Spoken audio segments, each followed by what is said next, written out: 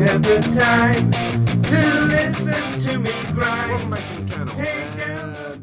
No, not a list video today. Yes, I get to talk about process, general trends, but I am going to end on a list of tight ends that I think are interesting based on the general trends we're going to talk about. Probably gave it away. What I want to talk about today is the way and the manner and the rate at which tight ends break out into fantasy significant PPR scoring seasons in fantasy football. But buckle up for that wild ride. Tight ends.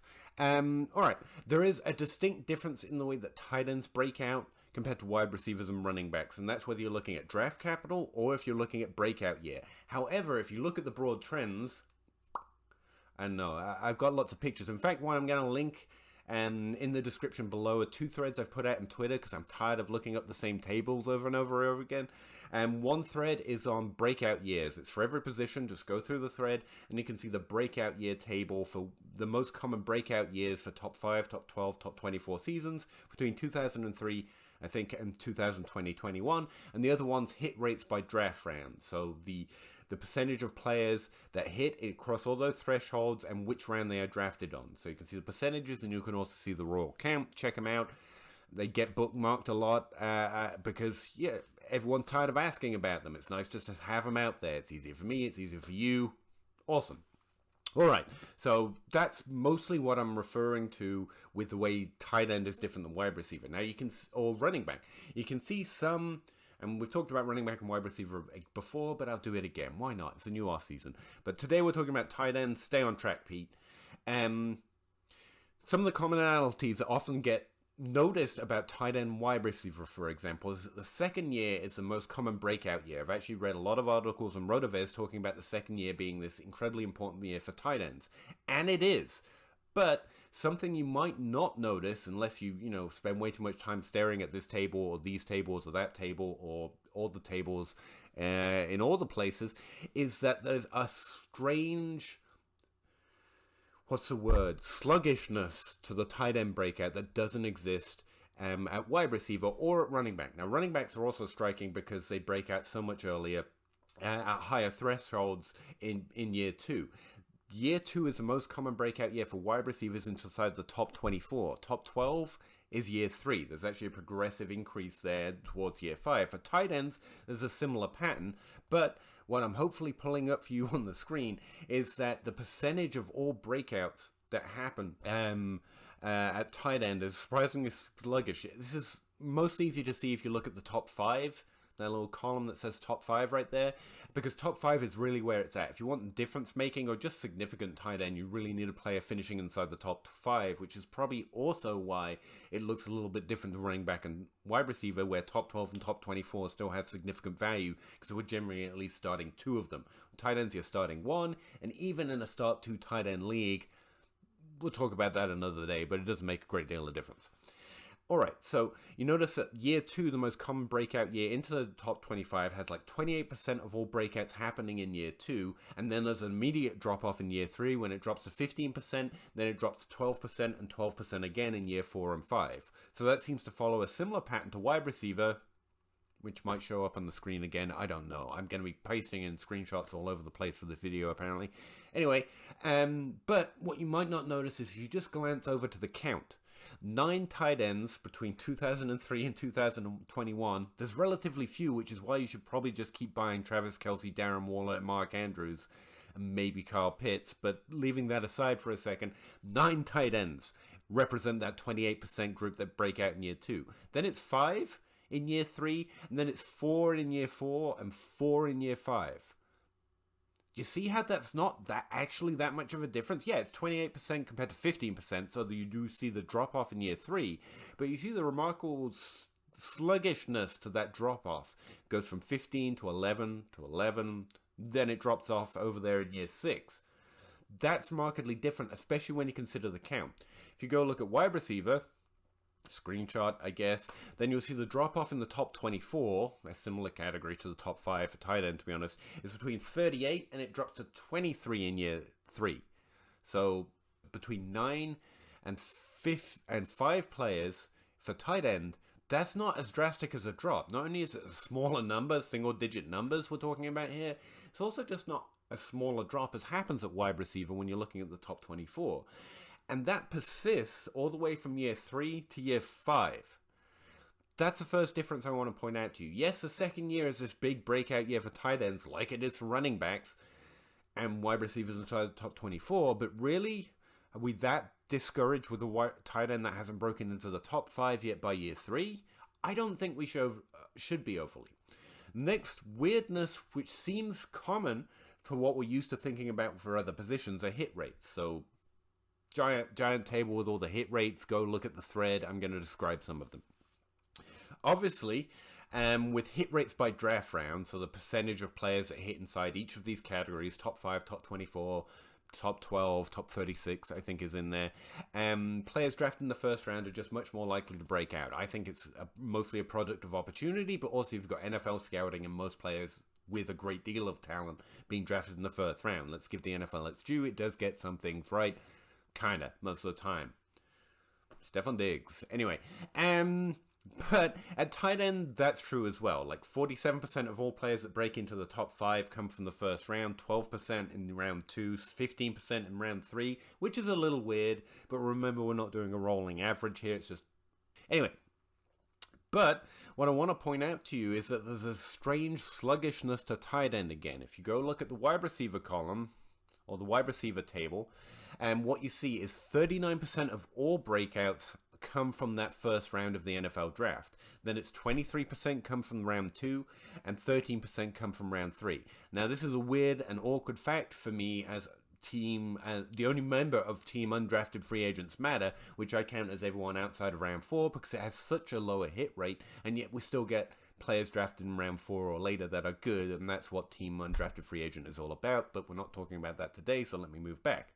With tight end, and remember those numbers, you've got a drop-off of 39 to 23 between round 1 and 2, and then it drops again to 13. If you look at tight end, though, it goes from a 20% rate, 27% of all breakouts inside the top 12, so we're double counting some players that did both, but it doesn't matter because we're also summing all breakouts as well. 27% of all those breakouts happen from round 1, but then it's 18%, then it's 19%. Again, the drop-off is significant, but it's not quite as much. And in fact, that persists into the 4th round, where there's 12% of all top 12 tight end breakouts are coming from the 4th round. So it's not the fact that the first round doesn't matter exponentially more than everything else. Welcome back, Kyle Pitts truthers. But there's also a strange sluggishness to the draft round. It's not that there's not a drop-off, it's just not as stark as at wide receiver or running back. What does all this mean? Well, essentially, I think it means that I'm always buying sophomore tight ends that somewhat disappoint. Wide receivers that break into the top 24, remember the most common year for that is year 2, they average, all breakouts since 2003, all of them, the ones that had Jamar Chase breakout seasons and the ones that had, friggin' Tyler Boyd and Sterling Shepard breakout seasons, they average altogether around 10.4 PPR points in their first season. So that's all of them. There's a lot of highs and lows in there, but it's a lot of breakouts over a big period, so whatever. The reason I'm mentioning it is because there's a stark contrast to tight ends that actually have a top 5 season. All those breakouts put into the same calculation, they average 5.4 points per game in their first year. Significantly less considering top 5 tight ends score similarly to top 24 wide receivers. Rookie tight end seasons suck. Basically, we should play it like quarterback and honestly not care what they do in their rookie season. You do get an occasional Kyle Pitts to put up 1,000 yards and no touchdowns, or an Evan Ingram to put up 700 yards, I think it was, and like 8 touchdowns or whatever it was. Go look it up. What am I, a data nerd? I don't know. Go look at Pro Football Reference. But the majority, summed into an average together, do basically naff all in year 1, and it's overly not a trend. And then you've got this strange sluggishness to the rate they break out by draft round, and the rate to which those breakouts happen per career year, which basically means this is why drafting rookie tight ends suck, because you have to wait to basically year 6 to find out if you were right or wrong, and they've mostly been a roster clogger for that entire time. David Njoku truthers, I feel ya. OJ Howard truthers, I feel you too. Noah Fant truthers, you're in the middle of this, but he's actually has broken into the top 12, because remember, the top 5 are the only thing that matter. In fact, it's normally the top 2, but we're being generous today and saying the top 5 matter, because there are probably 5 tight ends you're interested in right now, so I want to make you feel more comfortable with that, even though you probably shouldn't. All right, so what does all this mean? Probably a lot of stuff. I just think it's interesting to compare these breakout trends and how careers progress on average, but it means nothing for an individual player. But the fact that our trends to this data that are persistent and consistent over such a long period of time, one of the things I've been doing, as I did on YouTube, normally I just write them up for Patreon, but I was looking at potential top 12 breakouts and running you through some of the process I use to highlight players that are more likely or in the golden range of breaking into the top 12 for the first time for Patreons. And I do that for top 5 and top 24 players across all positions. And I ran through some of the process for the top 12 here on YouTube, just to give you an idea of things you can do without being a genius film evaluator or some... Literally guys with mathematical PhDs are running around playing Dynasty Fantasy Football right now, analyzing the data. We don't got a choice. We don't got a chance against that kind of, stellar nerd muscle. But what we can do is just be reasonable and say, I know what happens most often. I can get to where I am making a smart bet, even if it doesn't hit every time. It hits more than 50% of the time. And that's basically where most of my processes end up. These are the things I know are consistent and persistent. And beyond that, let's have fun watching football. That's about it. So what does it mean for the tight end position? Well, tight ends, like we just saw the breakout rates, they mostly break out between year 2 and year 6, and they have mostly had some level of PPR success before that. Not in their rookie season, but at least finishing inside the top 24 or top 36, much like we talked about with the wide receiver position. It's a fairly low category, but it's some sign they're getting on the field and doing some interesting things. The ones that I think are most interesting for 2022, to break into the top 5 for the first time, and remember, you're not going to like the list, because surprisingly, when you look at the players entering the most common, it's like, they're sticky. But remember, that's how we felt about a lot of breakouts last year. Like, Mark Andrews was good. We liked him a lot. And now he's a dynasty tight end 1, because he's not as old as Travis Kelce, and Kyle Pitts just had a lot of terrible things happen to his situation. He's actually probably still a dynasty tight end 1, but Mark Andrews is in strong contention. So what does that mean going into 2022? The players that I think are entering the most interesting career year for their potential to have those fantasy significant seasons. Noah Fant. And I know he's been inside the top 12. That means he's crossed significant PPR thresholds. He's gotten some level of opportunity. And I know the quarterbacks have changed, and his team is entirely different now too. I don't think opportunity works that way. I think opportunity has been flowing through him. One, because of the opportunity he gets just because of his draft capital and everything he was able to achieve in college that made him demonstrate enough talent to get that opportunity in the first place. But the fact he's persistently done that for 2 different seasons likely means it's got something to do with him too. Again, there are mathematical PhDs out there. That's the best I can come up with to keep up with them somewhat, okay? And I think he's entering an interesting career year. He's going into career year 4. We just looked at the breakout rate into the top 5. There's still 11% of the top 5 breakouts happening, which is not too dissimilar from his previous 3rd season. And we thought he could do it that year too. I don't think it's that dissimilar, especially since people are likely to be more upset with his situation now, and I mostly follow where volume flows, and I think Frank can earn himself some volume, okay?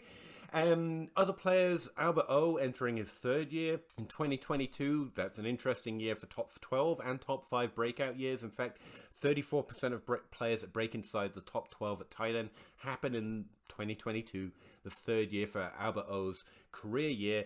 15% break into the top 5 breakouts happened in that 3rd year as well. So he's actually entering a really important career year for him. And from here out, we're either waiting out the last 2 years to find out if he's a bust or not, or we're going, thank God I held on to him or traded for him this offseason. Another player is Dallas Goedert. I know, he's had top 12 seasons as well. This is his one of his big years for a potential top 5 breakout. The 5th year, remember it jumps back up for that 5th year. Don't think his situation's any worse, and he's interestingly not the hype candidate he was previously when we just needed Zach Ertz to leave, and we didn't at all. They just both did pretty well, because that's how most opportunity works. So I think Dallas Goedert's interesting for his potential to reach a higher ceiling than he's done previously. Remember, that's not reading the situation or talking about his overall stats. That's just where he's at in his career. A significant number of the breakouts that happen in the top 5 happen, especially for a player that's already earned as much opportunity and done as well in the NFL as Dallas Goedert has done. Are there some others on the list?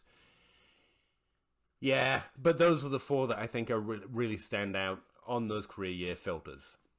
All right, getting out of here. Let me know what you think. If you're interested in those threads, like I say, I'll link them down below. You can ask me any questions you like about them, either in the comments below, on Twitter at Pahowdy, or during our live stream every Wednesday at 9:30 Eastern Standard Time with Dynasty Outhouse and Zach Reed, where we just generally talk about Dynasty. Ask us any question you want, and we have a lot of fun. It provides some weekly fun for Dynasty instead of just being alone thinking about trade targets. We get to talk about it amongst all of us, and I think we have a good old time. Also, if you could like, subscribe, comment on the video, that would be cool. But if you're too busy, it's fine. It's fine. Let's try passive aggressive, see if that works. Now, I really appreciate you checking it out, and I will talk to you next time. Thanks very much. Do you have the time to listen to me grind? Hey everyone, so I keep looking for ways to thank my Patreons outside of, constantly saying it in the Discord and in Patreon DMs, and I saw someone else on YouTube do it this way, so I thought I'd try it. Now, where I'm making fairly regular videos, at least 4 a month, and the Patreon numbers for me go up and down fairly regularly, and we're already in the 300s, this might be a bad idea, but I thought we'd try it as like a credit scene for videos, as the names my Patreons prefer to go by on Patreon slowly scroll past. If you want your name to slowly scroll past on a black background in white text, then it's pretty easy to get, right? Click on the link, go to Patreon, and donate $1.